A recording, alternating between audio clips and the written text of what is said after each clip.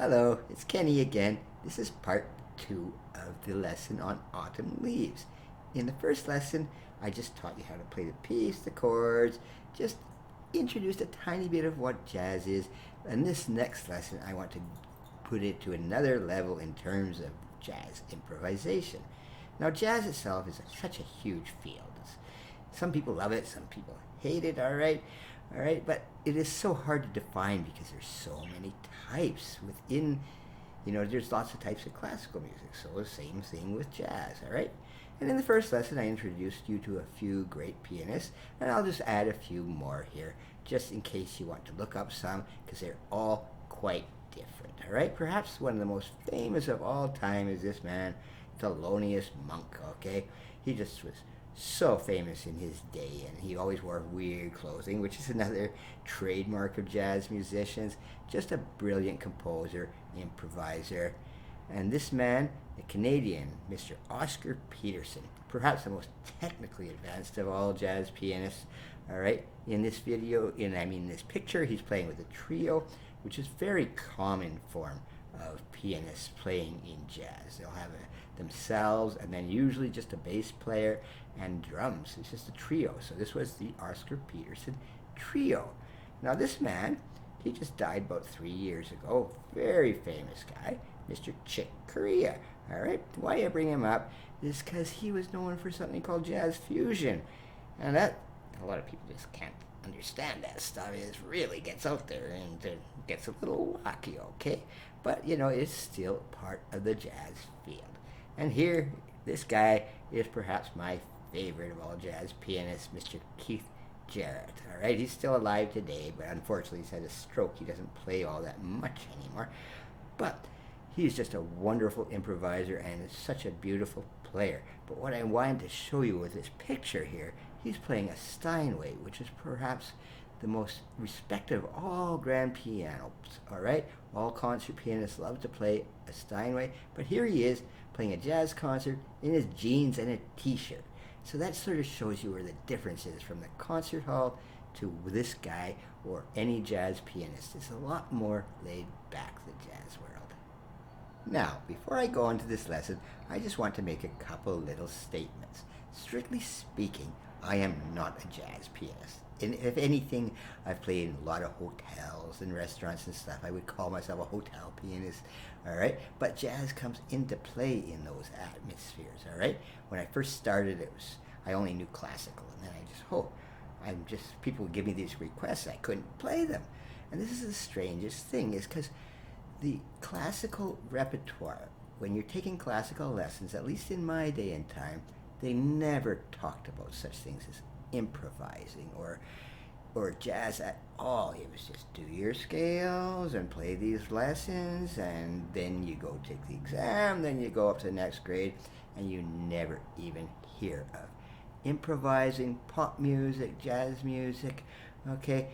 I had to learn that on my own, which is not a bad way to do it anyway. It's actually a good way to learn, is to just struggle and play, all right? And I am not a jazz pianist, but I do incorporate a lot of it into my playing style.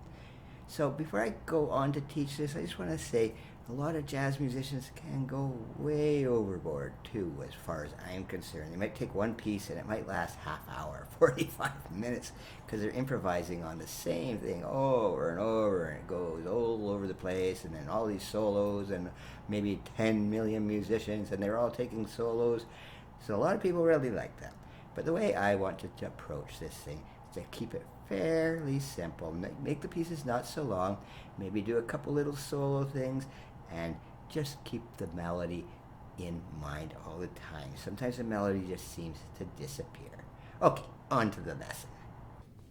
Now, the first method I want to show you about improvising is just to change the melody line a bit, all right? Here's your solid melody. All right, you can change that around a little bit. How about this? All right, ran some notes there. Okay, it's not changing it too much. It's just putting a little bit of intricacy in there, almost trills and stuff.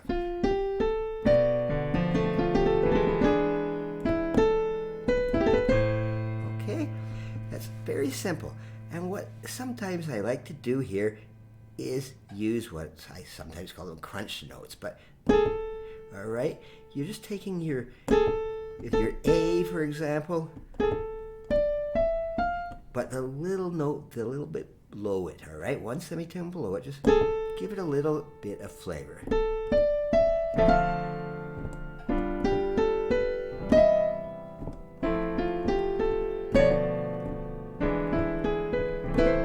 Okay, all that's doing is giving it a little bit of coloring. And you can sort of make little scales, all right? All right, use all your techniques at your disposal. This is why you do scales, all right?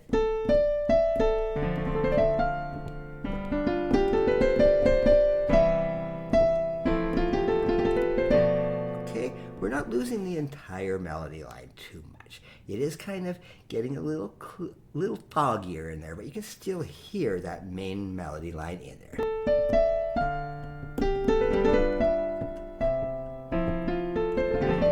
Okay, in the left hand I'm just playing very freely. Another thing you can do improvising is improvise the rhythm. It doesn't have to be really straight.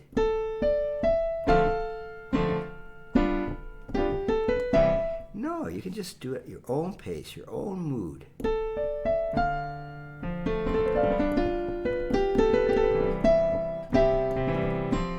Okay, quite not too difficult, but keep in mind that is keeping the melody line straight, all right? And I'll tell you something about this piece, all right? And any piece I play a lot. I never play them the same. I don't know, countless times, hundreds, thousands of times I've played this piece. I've never done it the same. Sometimes I'm in a really depressing mood, all right?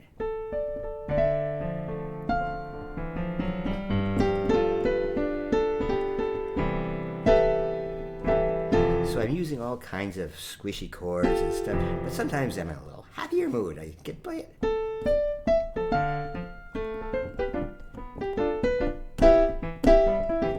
So it just depends how you're feeling on that day, all right? Just whatever you want to do. Just that's what the beauty of jazz improvisation is. There's nothing strict about it. Now, as to the left hand, which is your bass and your rhythm section, really, when it comes down to it. Okay, I was playing some running chords sometimes, and sometimes some really solid chords. It's up to you.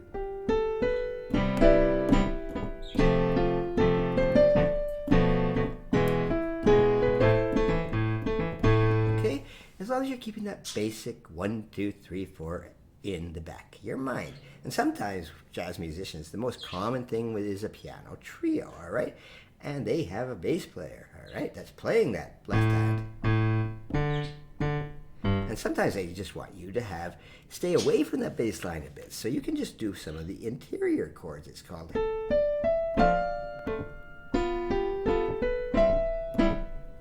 Okay, you don't have to do all the completely following that entire bass, but I like to play a walking bass sometimes.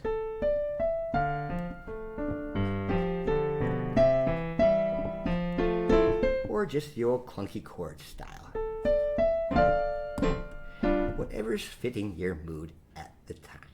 Now, so far, I've been sticking with that melody. Beautiful melody. But sometimes you just want to go completely away from it. Do what you call a riff or a solo or whatever. And I like to do this sometimes right in the middle of the piece. I'll play the piece very straightforward with the melody there. But then in the middle, go for a complete little while without any part of the melody.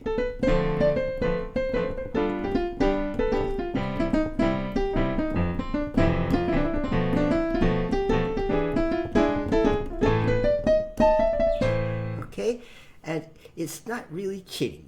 You're still using the same chords. Don't go away from the chord structure. Then you're losing the piece altogether. But if you've played the melody beforehand, people already know what it sounds like. So if you're messing around with it for a while,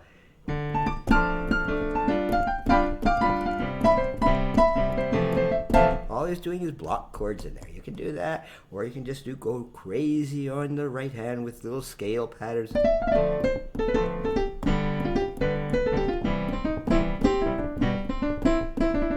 Okay, just do whatever you feel feel like you got the whole world is free to you there, all right?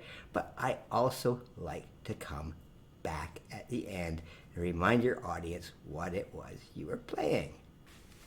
So for the end of this lesson, after all that complicated mumble jumble in the middle, all right, we're going right back to the end of the piece here, starting here.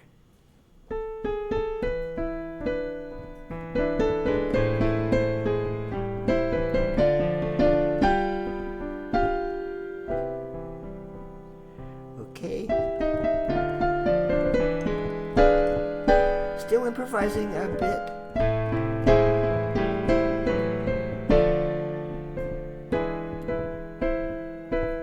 Coming right back to the very end with a nice little arpeggio at the end, all right?